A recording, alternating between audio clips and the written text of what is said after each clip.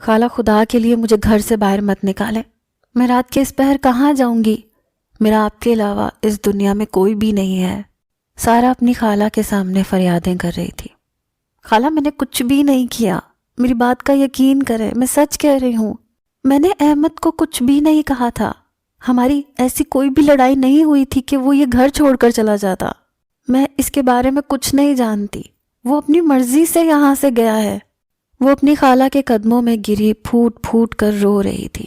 قریب ہی اس کی دوسری کزن کھڑی تھی جو اپنی ماں کو یہ سب کرنے سے روک رہی تھی، لیکن یوں لگ رہا تھا جیسے اس عورت نے اپنا دل پتھر کا بنا دیا ہو۔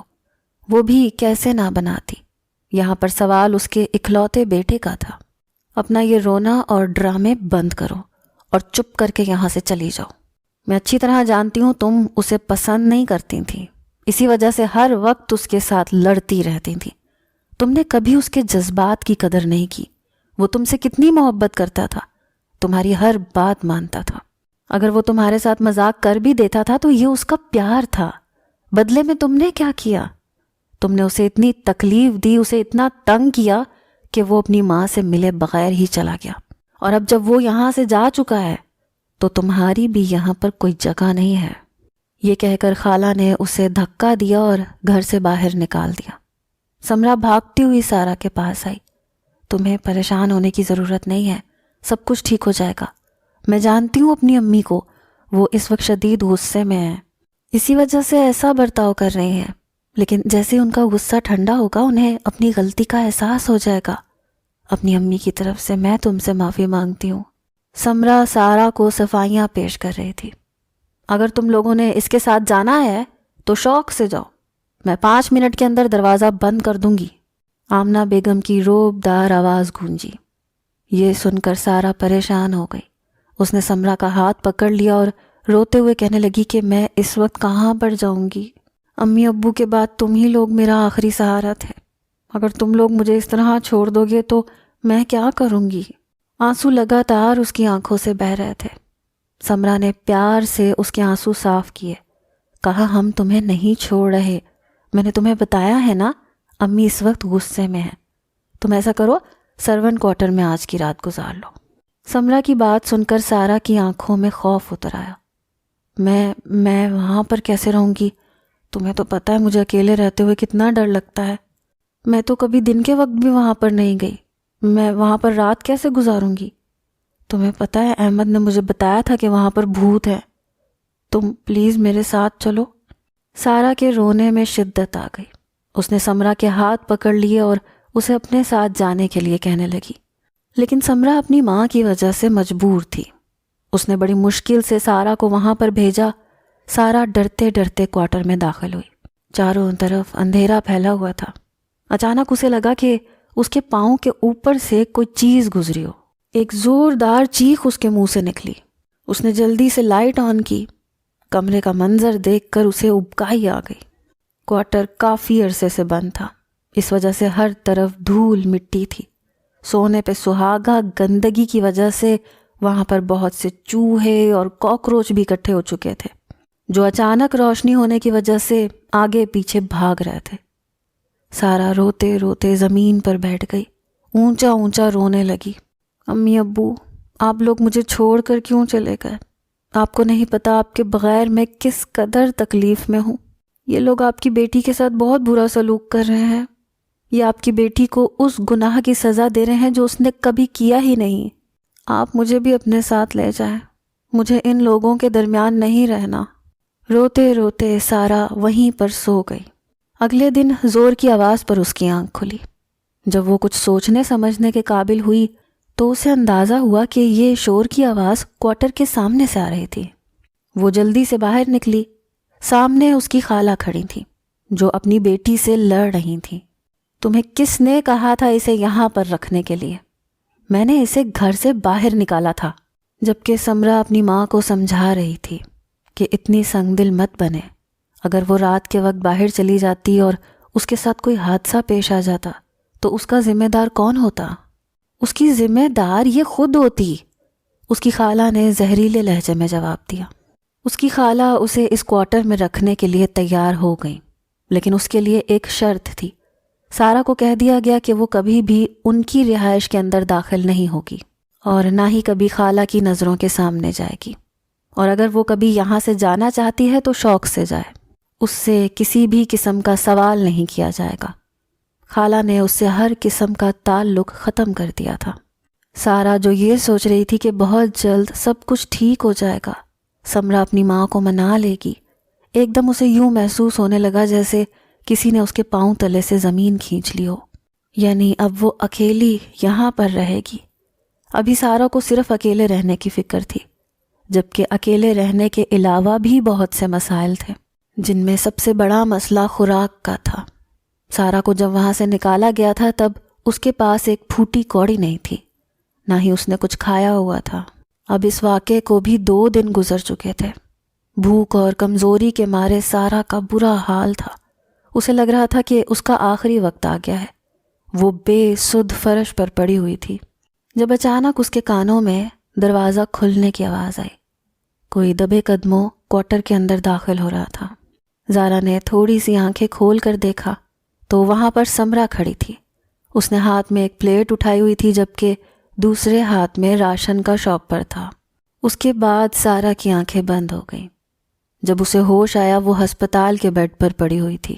اس نے اٹھنے کی کوشش کی لیکن کمزوری کے مارے اٹھ نہیں پائی۔ ڈاکٹر نے اسے لیٹے رہنے کے لیے کہا، اسے اپنا خیال رکھنے کے لیے کہا۔ سارا نے دیکھا کہ سمرا قریب ہی کھڑی تھی، لیکن اس کے چہرے پر پریشانی کے تاثرات تھے۔ وہ کسی گہری سوچ میں ڈوبی ہوئی تھی۔ تھوڑی دیر بعد ساری حقیقت سارا پر عیاں ہو گئی۔ ڈاکٹر نے اسے بتایا کہ وہ ماں بننے والی ہے۔ سارا کو سمجھ نہیں آ رہا تھا کہ اس خبر پر وہ خوش ہو یا روئے۔ اس کے کانوں میں احمد کی آواز بولنے لگی، مجھے بچے بہت پسند ہیں، میں تو یہ سوچ کر ہی بہت خوش ہو رہا ہوں کہ میرے اپنے بچے ہوں گے، میں ان سے بہت پیار کروں گا، پھر تم ان کے ساتھ میرا پیار دیکھ کر جلا کرنا، دیکھنا میرے بچے میرے جیسے ہوں گے، پیارے پیارے۔ بتاؤ نا مجھے تم ماں کب بنو گی؟ اب تو ہماری شادی کو 1 سال گزر چکا ہے۔ آنسو سارا کی آنکھوں سے بہنے لگے۔ اس کے پاس احمد کو دینے کے لیے خوشخبری تھی، لیکن اب اس کے پاس احمد نہیں تھا۔ سارا کو روتا دیکھ کر سمرا پریشان ہو گئی، بھاگتی ہوئی سارا کے پاس آئی۔ سمرا کو ڈاکٹر نے ہدایت دی تھی کہ وہ سارا کو کسی بھی قسم کی ٹینشن نہ دے۔ وہ سارا کو تسلی دینے لگی، اسے کہنے لگی کہ سب ٹھیک ہو جائے گا۔ وہ یہی سمجھ رہی تھی کہ سارا اس کی ماں کی وجہ سے رو رہی ہے۔ سمرا نے سارا کو کہا کہ فکر مت کرو، جب میں یہ خبر امی کو سناؤں گی نا تو ان کا غصہ ٹھنڈا ہو جائے گا۔ سارا کو بھی اب تھوڑی تسلی ہو گئی تھی، لیکن گھر جا کر معاملہ الٹا ہو گیا۔ سارا نے جب انہیں بتایا کہ میں ماں بننے والی ہوں تو انہوں نے کسی بھی قسم کے رد عمل کا اظہار نہیں کیا، بلکہ انہوں نے وہی بات دہرائی کہ ہمارا تم سے کوئی رشتہ نہیں ہے۔ جب ہم نے تم سے ہر قسم کا رشتہ ختم کر دیا تو تمہیں یہ کیوں لگا کہ ہم تمہارے بچے سے کسی قسم کا تعلق رکھیں گے؟ اور یہاں پر سارا کی ہمت جواب دے چکی تھی۔ وہ مزید اپنی تذلیل برداشت نہیں کر سکتی تھی۔ وہ چپ چاپ وہاں سے اٹھی اور کوارٹر میں واپس آ گئی۔ اس نے اپنے پیٹ پر ہاتھ رکھا اور خود سے عزم کیا کہ اب وہ مر جائے گی لیکن ان کی طرف لوٹ کر نہیں جائے گی۔ اب اسے ہر چیز کو نظر میں رکھ کر اپنی زندگی کو ایک ترتیب سے آگے بڑھانا تھا۔ سب سے پہلے اس نے اپنی رہائش گاہ کو صاف کیا، اسے رہنے کے قابل بنایا۔ اس نے BA کر رکھا تھا، اسی وجہ سے اسے ایک پرائیویٹ اسکول میں ٹیچر کی نوکری مل گئی۔ تنخواہ بہت کم تھی لیکن اس کے لیے کافی تھی۔ شروع کے دنوں میں اس نے کھانا پکانے کی کوشش کی تو اس کا ہاتھ 3 بار جلا۔ ہر تکلیف پر وہ رو دیتی، اپنے ماں باپ کو یاد کرتی جنہوں نے اسے بہت پیار سے رکھا تھا۔ اسے اچھی طرح یاد تھا اپنے گھر میں وہ اٹھ کر پانی تک نہیں پیتی تھی۔ دن تیزی سے گزرتے جا رہے تھے۔ اب اس واقعے کو 4 مہینے گزر چکے تھے۔ سارا کی طبیعت خراب رہنے لگی تھی، لیکن اس کے باوجود وہ نوکری کر رہی تھی کیونکہ اس کے علاوہ اس کے پاس اور کوئی چارہ نہیں تھا۔ پہلے سمرا روز آ کر اس کا حال پوچھ جایا کرتی تھی، لیکن اب وہ بھی ہفتے میں 1 بار آتی اور دروازے سے ہی اس کی خیریت پوچھ کر چلی جاتی۔ سارا کو اس سے کوئی شکایت نہیں تھی کیونکہ اس میں سمرا کا کوئی قصور نہیں تھا۔ آخر وہ کب تک اس کے ساتھ ہمدردی جتاتی۔ ایک دن سمرا سارا کی خیریت دریافت کرنے کے لیے آئی۔ سارا بخار میں تپ رہی تھی۔ یہ دیکھ کر سمرا پریشان ہو گئی۔ اسے سارا کی حالت کا اچھی طرح سے اندازہ تھا۔ اس نے سارا کو ہسپتال لے جانے کے لیے کہا، لیکن سارا نے انکار کر دیا۔ کہنے لگی کہ اب وہ مزید اس کا احسان نہیں لے سکتی۔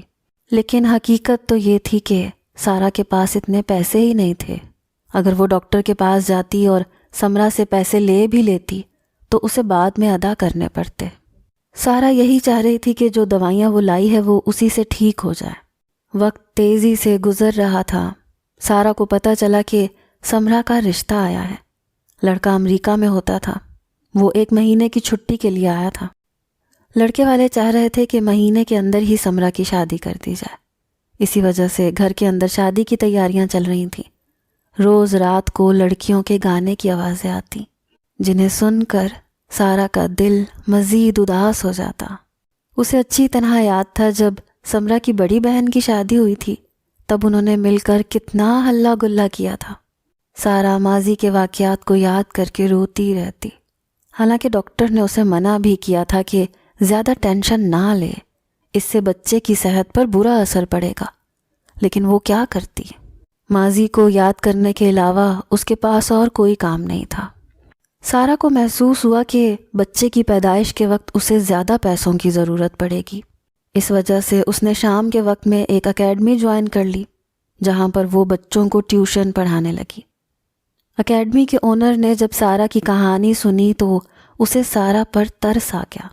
اس نے نہ صرف سارا کو اچھی تنخواہ پر رکھا بلکہ اس کے ساتھ ساتھ باقی سٹاف کو بھی بول دیا کہ وہ سارا کا ہر ممکن طریقے سے خیال رکھیں۔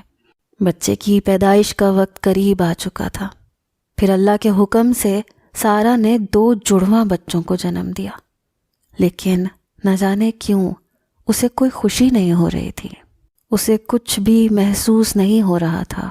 اسے صرف احمد کی یاد آ رہی تھی۔ وہ سوچ رہی تھی کہ اگر احمد یہاں پر ہوتا تو وہ کتنا خوش ہوتا۔ کیا اسے احمد کو اس بارے میں بتانا چاہیے؟ لیکن پھر وہ رک گئی۔ سوچنے لگی کہ سمرا نے احمد کو ضرور بتایا ہوگا۔ احمد نے خود اپنی مرضی سے رابطہ نہیں کیا ہوگا، اور آخر وہ رابطہ کرتا بھی کیوں؟ اسے کون سا سارا سے محبت تھی؟ وہ تو ویسے بھی اکثر سارا کو کہا کرتا تھا کہ وہ اسے چھوڑ کر کسی بہت پیاری لڑکی سے شادی کرے گا، اور یہیں پر سارا نے اپنا فیصلہ تبدیل کر دیا۔ 2 دن ہسپتال میں رہنے کے بعد وہ گھر واپس آ گئی۔ پھر اس نے کیسے اپنے بچوں کا خیال رکھا یہ صرف وہی جانتی تھی۔ اس کے گھر میں اسے مبارکباد دینے کے لیے بھی صرف اس کے کولیگز ہی آئے تھے۔ اس نے نہ تو اپنی خالہ کو اس بارے میں بتایا، نہ ہی انہیں پتہ لگا۔ وہ لوگ اپنی زندگی میں مگن تھے۔ 2 مہینے یوں ہی گزر گئے۔ ایک دن سمرا اس کے کوارٹر میں اس کی خیریت دریافت کرنے کے لیے آئی، لیکن وہاں پر اس کے ساتھ بچے دیکھے تو حیران رہ گئی۔ اچانک اس کے ذہن میں جھماکا ہوا۔ وہ خود کو کوسنے لگی کہ وہ کیسے سارا کی حالت بھول سکتی تھی۔ اسے رہ رہ کر خود پر غصہ آ رہا تھا، لیکن اب بہت وقت بیت چکا تھا۔ شرمندہ ہونے کے علاوہ اس کے پاس اور کوئی چارہ نہیں تھا۔ اس نے سارا کو ایک اور امید تھمائی کہ جب وہ یہ بچے اپنی ماں کو دکھائے گی تو وہ سارا کو معاف کر دیں گی، لیکن اس بار بھی ایسا کچھ نہیں ہوا۔ آمنہ بیگم نے انہیں اپنا خون ماننے سے ہی انکار کر دیا۔ اب اس واقعے کو 5 سال گزر چکے تھے، لیکن اس کی خالہ کا رویہ ابھی تک ویسے کا ویسا ہی تھا۔ ان کے گھر سے بچوں کے ہنسنے کی، کھیلنے کی آوازیں آتی تھیں۔ سارا کے بچے ضد کرتے تھے کہ وہ بھی ان کے ساتھ جا کر کھیلیں گے، لیکن سارا انہیں سختی سے منع کر دیتی۔ لیکن کبھی کبھار جب ان کی ضد بڑھ جاتی تو سارا کو مجبوراً ان پر ہاتھ اٹھانا پڑتا، لیکن بعد میں وہ انہیں سینے سے لگا کر خود بھی روتی۔ وہ کیا کرتی؟ وہ خود بہت بے بس تھی۔ وہ نہیں چاہتی تھی کہ اس کے بچوں کو کوئی کچھ کہے۔ اسے اچھی طرح یاد تھا، ایک دن رات کا وقت تھا، ان کے گھر میں کھانے پینے کے لیے کچھ بھی نہیں تھا۔ اس کے دونوں بچے بھوک سے رو رہے تھے، لیکن وہ خودداری کے ہاتھوں مجبور ہو کر کسی سے کچھ بھی مانگنے کے لیے تیار نہیں تھی۔ اسے پتہ ہی نہیں چلا کب اس کا چھوٹا بچہ کوارٹر سے نکل کر اس کی خالہ کے گھر چلا گیا۔ اس دن سمرا کے بیٹے کی دوسری سالگرہ تھی۔ وہ یہ سالگرہ منانے کے لیے پاکستان آئی ہوئی تھی۔ ان کے گھر میں مختلف قسم کے کھانوں کا اہتمام کیا گیا تھا۔ سارا کے بیٹے نے میز پر رکھے کھانوں میں سے جب ایک مٹھائی کا ٹکڑا اٹھایا تو اس کی دادی نے اسے دیکھ لیا۔ دوسری طرف سارا کو محسوس ہوا کہ علی اس کے پاس نہیں ہے۔ یہ دیکھ کر وہ پریشان ہو گئی۔ اچانک اس کے ذہن میں اس کی خالہ کا دھیان آیا۔ وہ بھاگتے ہوئے وہاں پر گئی، لیکن سامنے کا منظر دیکھ کر اسے ایسے لگا کہ کسی نے اس کے دل پر وار کیا ہو۔ اس کا بیٹا زمین پر پڑا رو رہا تھا، جبکہ اس کے سر سے خون بہہ رہا تھا۔ بعد میں اسے پتہ چلا کہ مٹھائی کا ایک ٹکڑا اٹھانے پر اس کی دادی نے اسے دھکا دے دیا تھا، جس کی وجہ سے اس کا سر زمین پر لگا تھا۔ سمرا سارا کی حالت دیکھ کر حیران پریشان رہ گئی۔ 4 سال پہلے تک سارا کی صحت بہت اچھی تھی، لیکن اب اسے دیکھ کر یوں لگتا تھا جیسے وہ ہڈیوں کا ڈھانچہ ہو۔ اس کی آنکھوں میں آنسو آ گئے۔ وہ سارا کی طرف بڑھی، لیکن سارا نے ہاتھ کے اشارے سے اسے روک دیا۔ اپنے بیٹے کا ہاتھ پکڑ کر چپ چاپ وہاں سے گھر آ گئی۔ جب وہ وہاں سے نکلے تو ان کے کانوں میں مختلف آوازیں پڑ رہی تھیں۔ کوئی کہہ رہا تھا یہ آمنہ بیگم کی بہو نہیں تھی، کوئی کہہ رہا تھا نہیں مجھے لگتا ہے یہ نوکرانی ہے، اسی وجہ سے تو اسے کوارٹر میں رکھا ہوا ہے، اپنی بہو کے ساتھ ایسا کون کرتا ہے۔ اس رات وہ بہت روئی، اپنے رب سے فریادیں کرتی رہی۔ پھر اس نے مجبور ہو کر اکیڈمی کے انچارج کو کال کی، اسے اپنی حالت کے بارے میں بتایا۔ وہ ایک نیک انسان تھا۔ اس نے سارا کا مذاق اڑائے بغیر اس کی مدد کرنے کا فیصلہ کیا۔ اگلے دن وہ سارا سے ملنے کے لیے آیا۔ نہ صرف وہ سارا کے لیے مہینے کا راشن لایا، بلکہ اسے کچھ پیسے بھی دیے۔ اس کے ساتھ ساتھ اس نے سارا کو اپنے دوست کی ایک کمپنی میں جاب آفر کر دی۔ وہ سارا سے ناراض بھی ہو رہا تھا کہ اس نے پہلے کیوں نہیں بتایا۔ سارا کے دونوں بچے 4 سال کے ہو چکے تھے۔ سارا نے انہیں اسکول میں داخل کروا دیا اور اب ایک نیا خرچہ نکل آیا تھا، لیکن سارا جیسے تیسے کر کے پورا کر رہی تھی۔ سارا اس چیز کا بھی شکر ادا کر رہی تھی کہ اس کے بچے اچھے تھے، جو اس کو سمجھتے تھے۔ کبھی کبھار اسے رونا بھی آتا تھا، کیونکہ اس کے بچے باقی بچوں کی نسبت بہت سمجھدار تھے۔ ایک دن خالہ اپنی بیٹیوں کے ساتھ باتوں میں مگن تھی، جب اچانک دروازے پر دستک ہوئی۔ سمرا نے جا کر دروازہ کھولا۔ ایک زوردار چیخ سمرا کے منہ سے نکلی تھی۔ چیخ کی آواز سن کر تمام گھر والے بھاگے بھاگے سامنے کا منظر دیکھنے آئے، اور وہ دیکھ کر باقیوں کا بھی یہی حال تھا۔ سامنے ان کا بھائی کھڑا تھا۔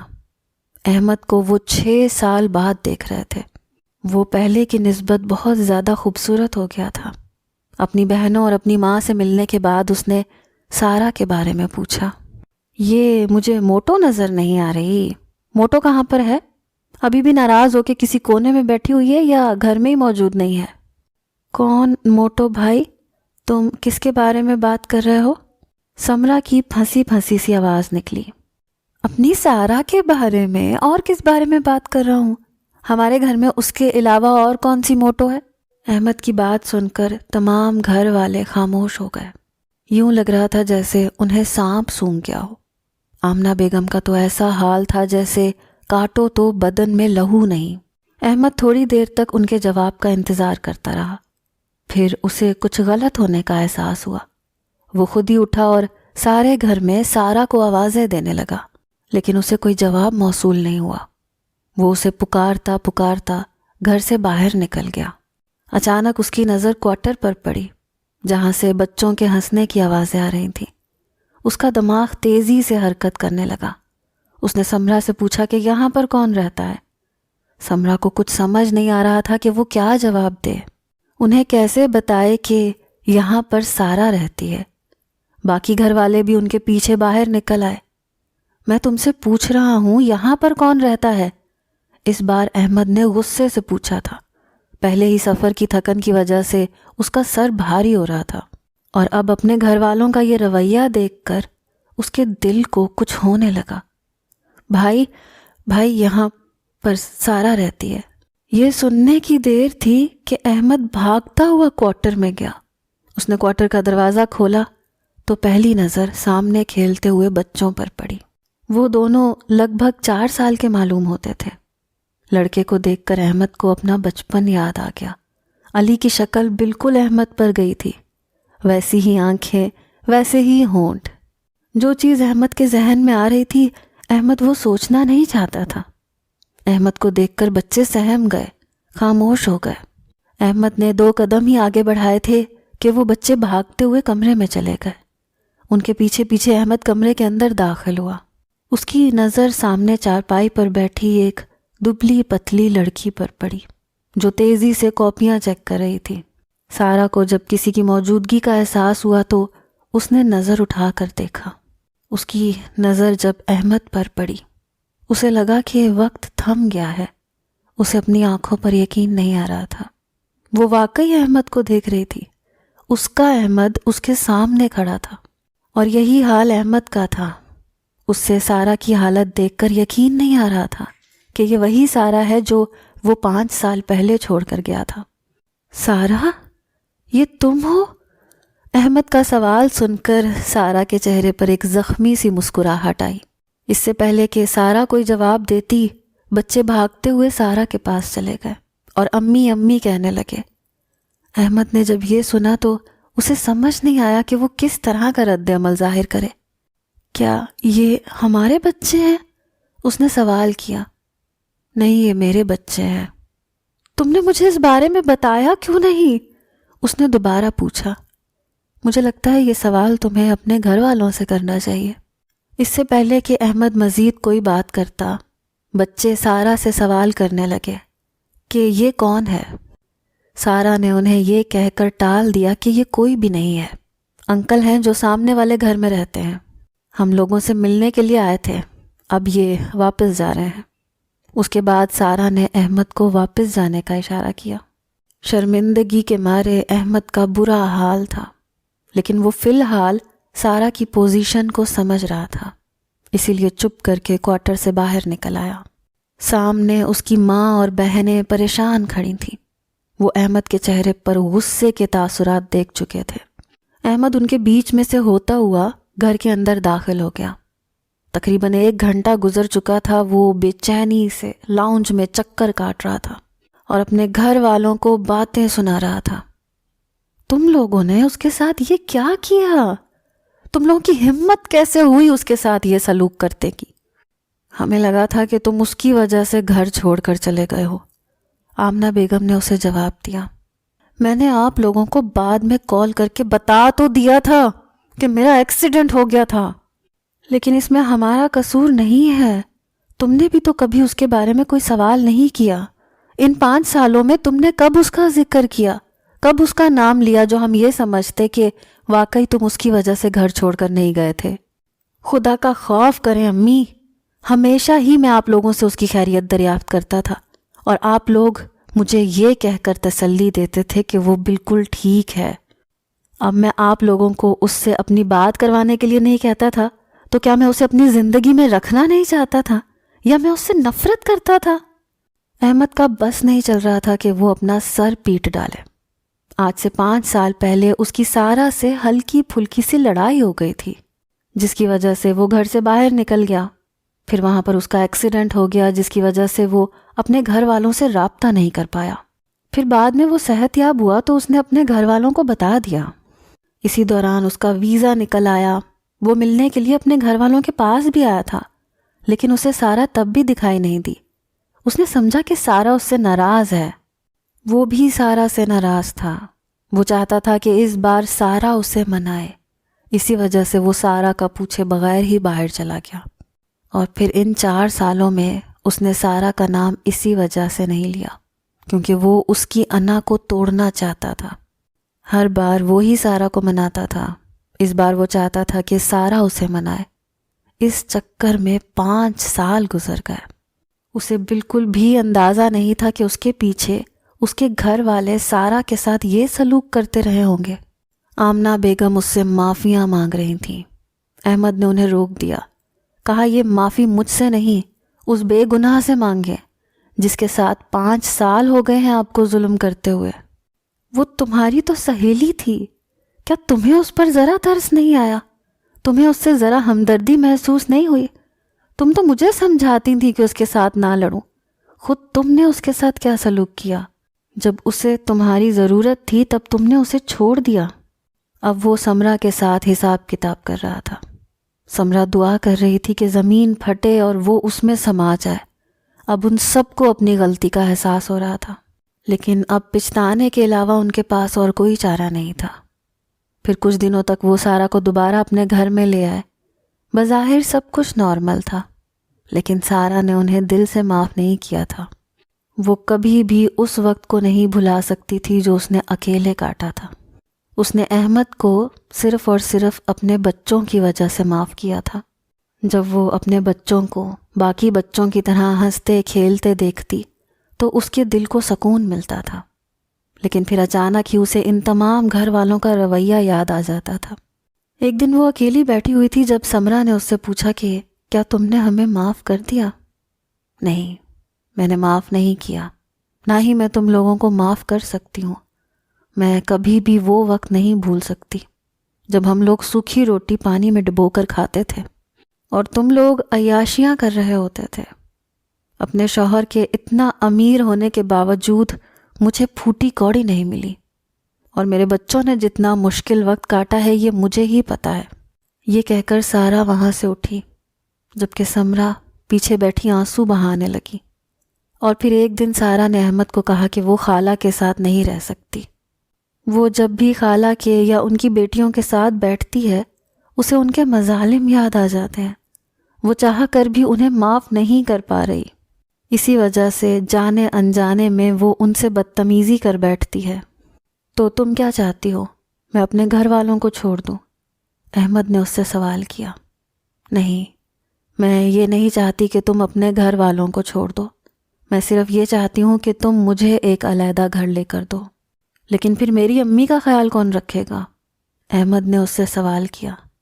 تمہاری دونوں بہنیں ابھی چھوٹی ہیں، ان کی شادی کو بھی کافی عرصہ ہے۔ جب تک ان کی شادی ہوگی تب تک شاید میں اپنا غم بھول جاؤں، لیکن فی الحال میں یہاں نہیں رہ سکتی۔ سارا نے اسے دو ٹوک انداز میں بات کی، اور پھر مجبوراً احمد کو سارا کی بات ماننی پڑی۔ سارا کی خالہ کو اب احساس ہو رہا تھا کہ انہوں نے ایک مظلوم پر ظلم کیا تھا، لیکن اب پچھتانے کے علاوہ ان کے پاس اور کوئی چارہ نہیں تھا۔